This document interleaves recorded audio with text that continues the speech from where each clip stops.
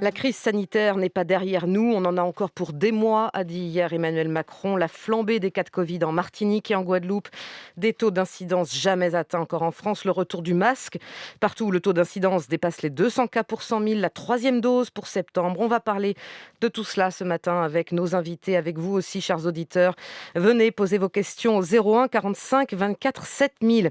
À mes côtés en studio, le professeur Serge Romana, généticien et chef du service d'histologie à l'hôpital Necker à Paris, signataire début août avec d'autres médecins ultramarins d'une lettre ouverte pour inciter à la vaccination. On y reviendra. Autour de la table également, Gilles Pialou, bonjour. Bonjour Alain Bonser. Vous êtes chef du service des maladies infectieuses à l'hôpital Tenon dans le 20e à Paris. Bienvenue à tous les deux. Messieurs, vous ne bougez pas, nous allons tout de suite en Guadeloupe car nous avons en ligne avec nous le ministre des Outre-mer qui est sur place depuis mardi soir. Sébastien Lecornu, bonjour, bonsoir pour vous. Bonsoir pour moi, bonjour pour vous dans l'Hexagone. Situation sanitaire extrêmement grave, dramatique en Guadeloupe et en Martinique, a répété hier Emmanuel Macron. Sébastien Lecornu, je crois que vous avez passé vous-même une journée éprouvante dans les hôpitaux. Aujourd'hui, vous pouvez nous dire concrètement ce que vous avez vu, ce que vous avez pu constater vous-même sur place? Oui, je pense qu'il faut effectivement mettre des chiffres ou des mots très, très concrets. On a un taux d'incidence en Guadeloupe qui est de 1900 malades pour 100 000 habitants. 1900 malades, c'est un taux d'incidence qu'on n'a jamais connu depuis le début de la pandémie Covid. On a globalement 25% de taux de positivité. Concrètement, ça veut dire quoi? Ça veut dire que vous avez un test PCR sur 4 qui est positif. Dans certains endroits de la Guadeloupe, vous avez même un test PCR sur 2 qui est positif. La troisième réalité, c'est que malheureusement, les patients qui se présentent dans les structures hospitalières, pour aller parfois malheureusement en réa, sont des patients beaucoup plus jeunes, de jeunes hommes, de jeunes femmes, des femmes enceintes, des enfants. On a une situation sanitaire extraordinairement complexe. Elle s'explique évidemment par le variant Delta. Elle s'explique aussi par un relâchement des mesures barrières ces dernières semaines. Puis elle s'explique aussi par une faible couverture vaccinale. Donc l'enjeu pour l'État, évidemment pour nous, c'est de faire face, avant tout, faire face sur le terrain hospitalier, de permettre des renforts importants. 270 soignants sont arrivés de l'Hexagone pour renforcer les structures locales. 60 pompiers également sont venus de l'Hexagone. Ce sera suffisant ces En fait, on renforts. va procéder à des réassorts de renforts, cela va sans dire. Ils sont arrivés pour 15 jours. Avec Olivier Véran, on est déjà en train de préparer les renforts des renforts, en fait, la relève en quelque sorte. L'objectif, c'est d'augmenter les lits de réanimation ou les lits de médecine générale pour permettre à nos auditeurs de bien comprendre. La Guadeloupe, c'est un archipel, en temps normal, c'est 27 lits de réanimation. Au moment où je vous parle, c'est 67. Lorsqu'on sera au week-end, on aura 12 à 15 lits supplémentaires et nous sommes en train de bâtir un plan qui nous emmène à une cible entre 100 et 130 lits de réanimation, c'est-à-dire pratiquement 100 lits de plus qu'à l'accoutumée. Ça montre l'effort extra-ordinaire que nous sommes obligés d'avoir pour une situation qui est complètement exceptionnelle, pour des taux d'incidence qu'on n'a jamais connus sur l'histoire, en tout cas dans l'histoire de la gestion de l'épidémie sur le territoire de la République. Sébastien Lecornu, à propos des hôpitaux saturés puis de ce rajeunissement des patients, nous avons ce matin sur France Inter le témoignage d'un urgentiste en Martinique qui parle d'une médecine de catastrophe. Les patients de plus de 60 ans, dit-il, ne sont plus admis en réanimation faute de place. Vous confirmez? Ce que je peux vous dire, c'est que les médecins, les confrères médecins de ce docteur qui témoigne, me disent également que la situation est extrêmement difficile ici en Guadeloupe et qu'au fond, ce n'est pas un problème malheureusement de renfort, c'est un problème de pic de cette épidémie, c'est même plus un mur. On a anticipé tous les scénarios, on a mis énormément de moyens sur la table, comme jamais on en a mis, mais le problème n'est même plus un problème de moyens, c'est que énormément de patients, tous non vaccinés, se présentent au même moment dans les centres hospitaliers. Vous savez, les premiers vaccins sont arrivés aux Antilles au début du mois de janvier, pour des raisons culturelles qu'on peut d'ailleurs très bien expliquer. Il ne faut pas stigmatiser nos concitoyens d'outre-mer. Il y a une résistance à la vaccination.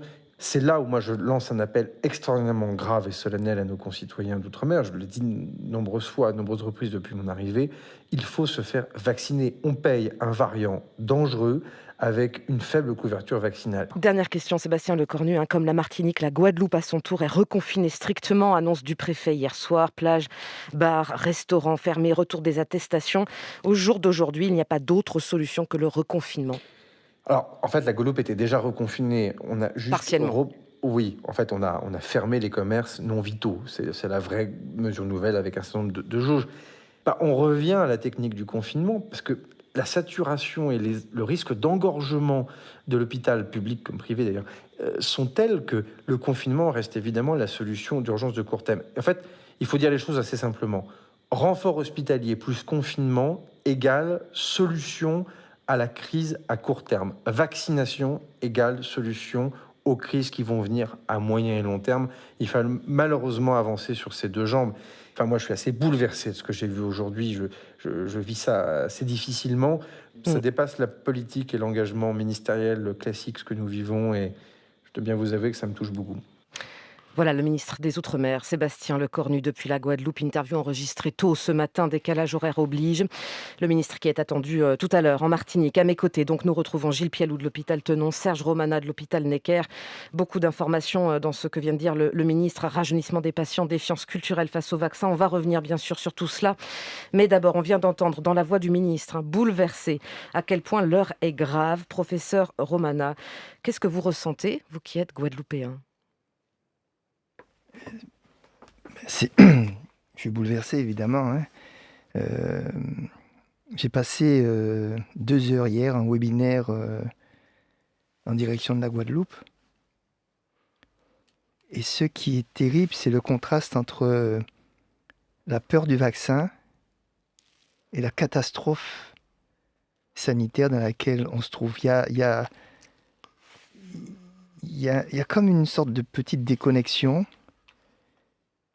Je ne parle même pas des fake news où là j'ai entendu encore ce matin, il n'y a pas de crise, il n'y a rien du tout, je viens de passer à l'hôpital, c'est vide, etc. Elle circule etc., beaucoup, etc. elle circule beaucoup en Outre-mer. Vous voyez, il y a vraiment des choses qui sont impressionnantes. Je suis vraiment, vraiment, vraiment triste.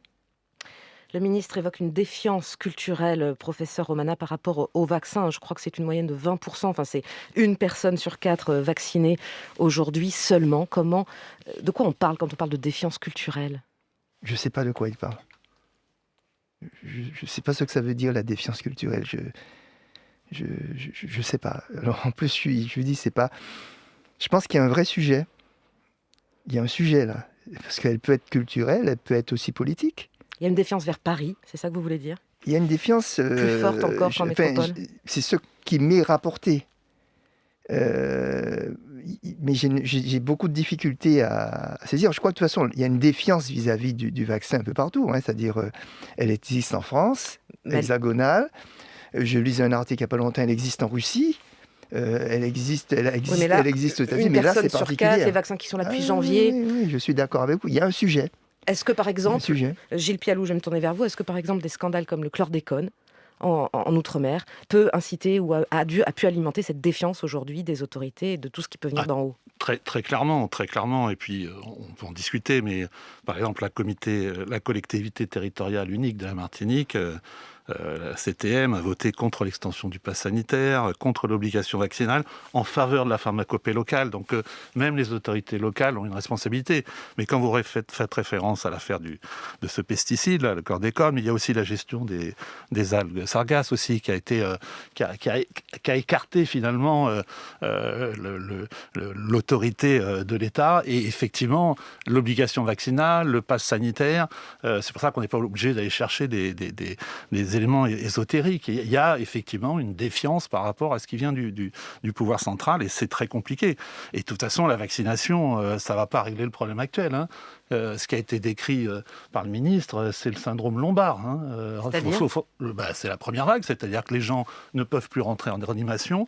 La réanimation à Fort-de-France, elle est à 230% de taux d'occupation. Il y a un tri qui s'opère. Il y a un tri qui s'opère et qui s'opère sur des sujets jeunes, comme ça a été dit dans le sujet. On est dans une situation catastrophique. Franchement, je partage évidemment cette émotion, même n'étant pas de Guadeloupe, mais je veux dire, moi, j'ai une partie de mon personnel, comme vous le savez, l'assistance publique est un des plus gros employeurs des gens originaires des Antilles. J'en ai qui sont là-bas, j'en ai qui qui sont mis volontaires. Il y a 50 personnes à l'assistance publique qui étaient en vacances aux Antilles, congés bonifiés, etc., et qui se sont portés volontaires pour prêter main forte. Mais franchement, on devrait passer ces images sur les applications d'ECO, là, dans la rue, aux gens qui manifestent contre le pass sanitaire. Et on est vraiment dans une situation dramatique. Évidemment, on n'est pas dans la même situation dans les départements de métropole, mais il n'y a pas de raison que ça s'arrange. Il faut rappeler aussi qu'aux Antilles, on a un système de santé qui est beaucoup plus compliqué. Il y a plus d'obésité, plus de diabète, plus de personnes âgées dépendantes. Vous disiez tout à l'heure 21% de couverture vaccinale, mais c'est 30% dans les plus de 70 ans. 30% des plus de 70 ans en Martinique sont vaccinés. Donc une situation qui ne va faire qu'empirer. Et vous avez vu, on en reparlera. La question des enfants. Ben oui, sur le profil des patients, hein, c'est évidemment ce qui est alarmant dans ce qu'a dit le ministre. Il parle du rajeunissement, y compris en réa, de jeunes, d'enfants, tous non vaccinés, professeur Romana, avec ou sans comorbidité. En fait, je crois qu'il faut être très clair, c'est une épidémie de non-vaccinés, là, actuellement. S'il fallait démontrer quelque chose, c'est bien là. On est malheureusement dans une démonstration. Je voudrais juste avant de revenir sur la question des causes. Et je vais expliquer pourquoi je suis assez réservé sur tout ça. Il y a manifestement une défiance vis-à-vis de tout le monde. Que ce soit le pouvoir central, que ce soit le directeur de l'hôpital, que ce soit l'ARS, que ce soit les médecins, que ce soit tout le monde. Et c'est pour ça que nous avons pris la décision de réunir des forces hospitalo-universitaires, de chercheurs, qui a comme objectif de faire un travail d'explication. Oui, vous avez signé une lettre. Hein, on a fait une lettre. Trentaine pour appeler à la vaccination. Ça, c'était 35 il y a une semaine. Aujourd'hui, nous sommes 500. Puisque, en fait, il y a aujourd'hui les médecins généralistes, puisque ce sont eux qui sont au contact, en fait, des patients. Donc, ils sont là-dedans. Et nous organisons des webinaires, etc. Là, ce que je veux dire, c'est que l'autorité médicale et scientifique doit être rétablie. Contre toute une série de fake news, des trucs, mais invraisemblables. Vous vous rendez compte qu'aujourd'hui, ça peut être des syndicats qui disent ce qu'il faut utiliser comme traitement. Des syndicats? Mais des syndicats vont vous dire qu'il faut utiliser de la chloroquine. Il faut utiliser ou de la pharmacopée locale. Et le problème qu'il y a, c'est que vous comprenez que nous sommes obligés d'intervenir sur nos forces. Et strictement sur nos forces, pour que justement il n'y ait pas de problème, on va dire, de dire « ouais, mais ils sont avec ceci. » Non. Nous intervenons pour expliquer qu'est-ce que c'est que ce vaccin, qu'est-ce que c'est que ce virus, qu'est-ce que c'est que cette maladie. Et en général, dans les plateaux que nous réunissons, il y a des urgentistes, des réanimateurs, il y a des virologues, il y a des généticiens, enfin bref. En espérant que cette parole soit mieux entendue que celle des... Vous savez, maintenant, c'est beaucoup... Les oreilles sont plus ouvertes. Gilles Pialou, sur le profil des patients, pour y revenir, ces enfants aujourd'hui en réa, comment est-ce qu'on l'explique? C'est que le Delta est plus contagieux, ça on le savait, mais s'attaque aujourd'hui aux plus jeunes et même à ceux qui sont en bonne santé? C'est un vrai sujet dans le sujet, c'est-à-dire que les enfants, il y a une alerte internationale. C'est une pandémie, une pandémie chez les jeunes? Une pandémie chez les jeunes. L'Académie américaine s'est aperçue qu'aux États-Unis, c'est 30% des contaminations sont chez les enfants. Ça ne s'est jamais vu dans les autres vagues. On peut l'expliquer. Évidemment, c'est ceux qui sont le moins vaccinés par définition. Et l'Académie américaine est en train de réclamer auprès de l'agence américaine, de la FDA, de pouvoir vacciner les plus petits, en les 5-11 ans. Ça, c'est la première chose. L'Académie italienne de pédiatrie, pareil. Et puis, il y a la modélisation de Pasteur qui est sortie hier. Alors évidemment, quand vous mettez ça, les gens disent c'est fake news. C'est une modélisation de Pasteur qui fait sur une modélisation pour septembre où on aurait jusqu'à 100 000 contaminations par jour, avec 50% chez les mineurs, chez les moins de 18 ans, en France. Alors, c'est une modélisation. Alors, pourquoi? Ça ne veut pas dire que le variant Delta est plus agressif pour les enfants, mais c'est un effet différentiel. Quand vous arrivez à un taux de vaccination des adultes, le virus, il se reporte sur les autres. C'est un effet mécanique. Les enfants, aujourd'hui, en réa, qu'on trouve en réa, certes, ils ne sont pas vaccinés, ils ont moins de 12 ans, ceux dont on parle. Est-ce que ce sont des enfants avec des comorbidités ou est-ce que ce sont des enfants en bonne santé? Est-ce qu'on peut mourir du Covid à 10 ans en étant en bonne santé aujourd'hui? Il y a eu quelques décès en métropole, comme vous le savez, pendant les vagues successives, essentiellement chez des enfants qui avaient des comorbidités. Donc la réponse c'est oui, effectivement, c'est avec des comorbidités. Mais évidemment, il y a un effet nombre. C'est-à-dire plus d'enfants seront contaminés, même si on considère que, en gros, un enfant sur 200 qui a le Covid va être hospitalisé. Donc, c'est effectivement très peu vont être hospitalisés. Mais plus vous allez monter ce chiffre, et plus vous allez avoir des variants, parce qu'il y a un phénomène aussi qu'il ne faut pas oublier. Quand vous avez des incidences, comme en Guadeloupe, de 1700 pour 100 000. Non, 2000. 2000 maintenant, pour 100 000. C'est une porte 50. Ouverte à la fabrication des variants. C'est ça que les gens ne comprennent pas. C'est-à-dire que ce n'est pas seulement des chiffres qui font peur. C'est juste que le delta, on l'a, mais on ne sait pas ce qu'il y aura après le delta. Donc on peut imaginer très bien qu'il y a un virus qui s'adapte aux plus jeunes. Professeur Romanas, qu'il faut ouvrir la vaccination à tous, y compris aux enfants. On voit déjà comment c'est compliqué de le mettre en œuvre en Guadeloupe, en Martinique. Écoutez, là aussi, j'ai beaucoup de difficultés à répondre et je ne souhaite pas répondre sur les questions, on va dire, de politique sanitaire.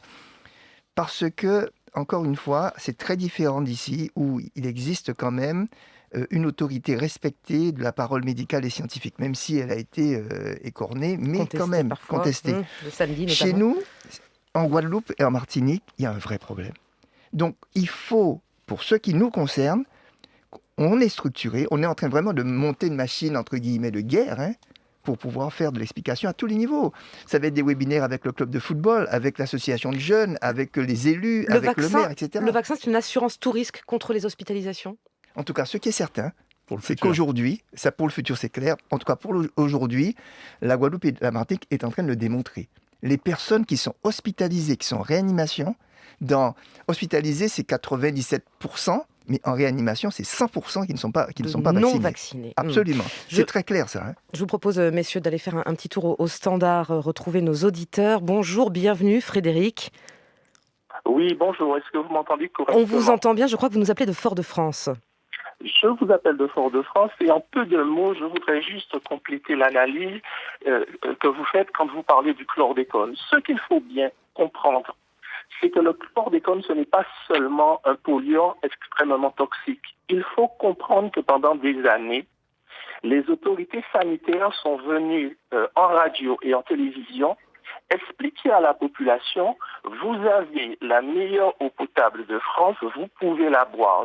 Nous vous garantissons qu'il n'y a pas de problème, vous pouvez boire cette eau. Et longtemps après, on se rend compte, à travers l'enquête parlementaire qui a été menée, que les autorités sanitaires, donc l'État, savait très bien que l'eau était polluée au chlordécone et que des adultes, des enfants, des femmes enceintes, des vieillards consommaient cette eau. Comment voulez-vous aujourd'hui que nous ayons confiance dans la parole de l'État ?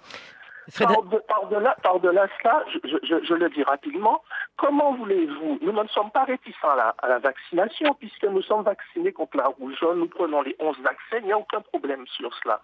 Mais comment voulez-vous que nous fassions confiance à la parole d'un État quand nous aussi, nous sommes français et nous savons qu'il y a eu le scandale du sang contaminé, le scandale du Mediator, le scandale du lévothyrox, le scandale des hormones de croissance. Comment voulez-vous que nous fassions confiance à cet État ? Frédéric, est-ce que vous êtes vacciné vous-même ou pas ? Eh bien, je ne suis ni adepte du vaudou, ni adepte du rhum, mais jusqu'à maintenant, comme beaucoup de citoyens, le lundi, je me dis que je vais me faire vacciner le mardi, et puis j'attends un peu, je me dis peut-être le mercredi. J'ai l'hésitation que tout citoyen français a. Je ne suis adepte ni du vaudou, comme je l'entends dans certains Frédéric, merci beaucoup pour ce témoignage. Le scandale du chlordécone, visiblement, a été un traumatisme quand même, professeur Romanas. Ça joue beaucoup aujourd'hui sur la politique vaccinale. C'est très clair, et c'est pour cela qu'aujourd'hui, c'est la parole des scientifiques et des médecins qui doit primer.